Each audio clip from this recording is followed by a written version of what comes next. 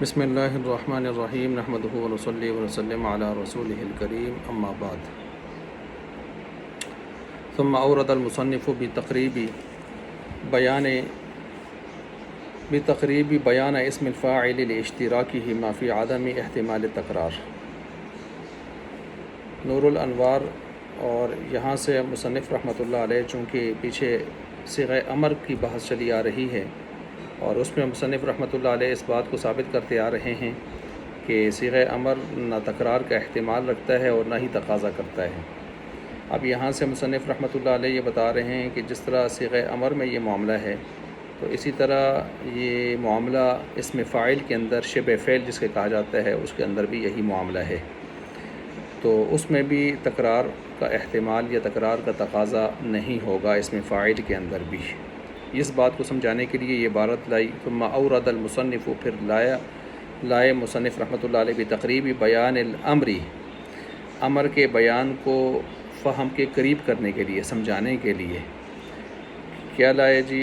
یہاں پر بیان اسم الفاعل، اسم فاعل کے بیان کو لے آئے، لاشتراکہما فی عدم احتمال التکرار، کیونکہ یہ دونوں مشترک ہیں اس بات میں کہ یہ تکرار کا احتمال دونوں نہیں رکھتے، نہ صیغہ امر رکھتا ہے نہ اسم فاعل رکھتا ہے۔ فقال، پس فرمایا، وقضا اسم الفاعل يدل على المصدر لغتاً، اور اسی طرح وہ اسم فاعل جو دلالت کرتا ہو مصدر کے اوپر لغتاً کہہ کر اختزان کو نکال دیا کہ وہ مصدر جو اختزان دلالت کرتا ہے وہ یہاں پر مراد نہیں ہے، وہ ہماری بحث سے خارج ہے۔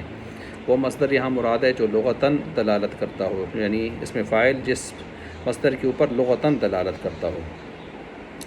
اچھا جی، ولا يحتمل العدد، اور عدد کا احتمال بالکل نہ رکھتا ہو۔ یہ دو باتیں جو بتائی ہیں یہ اصل میں وجوہ تشبیہ ہیں کہ جیسے صیغہ امر وہ مصدر کے اوپر لغتاً دلالت کرتا ہے، ایسے اسم فاعل بھی وہ چاہیے یہاں پر جو مصدر پر لغتاً دلالت کرے، اختزان والا اسم فاعل ہمیں نہیں چاہیے ادھر۔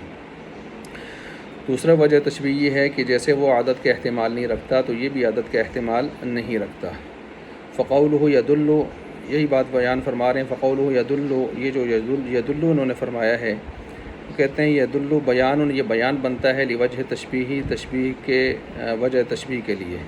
تو میں نے بیان کر دیا نا کہ وجہ تشبیہ دو چیزیں یہاں پر آئی ہیں، ولا يحتمل عطف علیہ، اور ولا يحتمل کا جو جملہ ہے یہ اس پر عطف ہے یدل کے اوپر۔ وفی بعض النسخ، لیکن بعض نسخوں میں اگر آپ دیکھیں تو لا يحتمل بدون الواو، یہ ولا يحتمل نہیں ہے، لا يحتمل بغیر واو کے ہے۔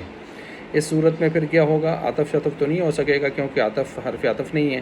فیکون ہوا بیان تشبیہ وجہ تشبیہ، تو پھر یہ بھی بیان بن جائے گا کس کا؟ تشبیہ کا بیان بن جائے گا، جس طرح کہ یدل بیان بن رہا ہے، ٹھیک ہے۔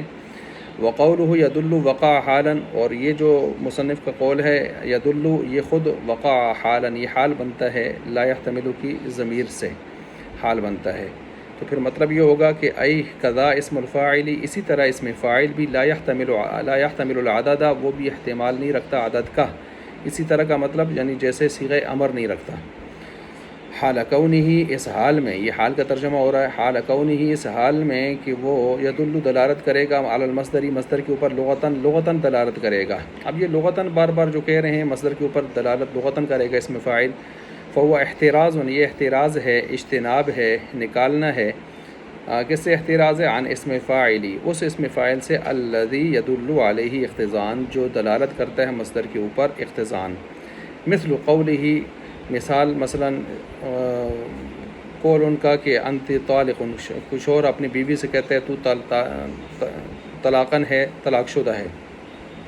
فإنہ خارج، پس یہ خارج ہے، یہ والا جو اختزان دلالت کرتا ہے اسم فاعل اپنے مصدر پر، یہ والا اسم فاعل خارج ہے عما نحن فیہ، ہماری اس بات سے جس کے اندر ہم ہیں، چل رہے ہیں۔ وسیأتی بیانہ، اور ان قریب اس کا بیان آ جائے گا۔ اب یہاں پر باقی بات تو آپ کو سمجھ آ گئی ہوگی، اس بات کو سمجھیں کہ یہ جو لغتاً اور اختزان کی بحث کر رہے ہیں یہ کیا چیز ہے۔ تو یاد رکھیں جب ایک شوہر اپنی بیوی کو کہتا ہے نا انت طالق، تو طلاق والی ہے، تو یہ طلاق والی ہونا خبر ہے نا، یہ انتی مبتدا ہے اور طالق اس کی خبر ہے، تو یہ طالق خبر دی جا رہی ہے کہ تو طلاق والی ہے۔ تو خبر اس چیز کی دی جاتی ہے جو پہلے سے انشاء کے طور پر کوئی کام ہوا ہو، مطلب ایک شوہر اپنی بیوی کہتا ہے تو طلاق والی ہے، تو طلاق والی ہونے کی خبر دے رہا ہے نا، تو اس کا مطلب یہ ہے کہ یہ صفت تطلیق کر چکا ہے، تطلیق کا مطلب طلاق دینا، طالق طلاق والا ہونا، طلاقاً طلاق ہونا۔ تو اب طلاقاً جو مصدر ہے وہ تب ہوگا کہ تطلیق کا مصدر شوہر کے فعل کی طرف سے آیا ہو، یعنی شوہر نے ایک فعل اپنے اندر سے کر دیا ہو تطلیق، تو تطلیق کی یہ صفت بنتی ہے شوہر کی، اس کا فعل ہے طلاق دینا، باب تفعیل سے متعدی۔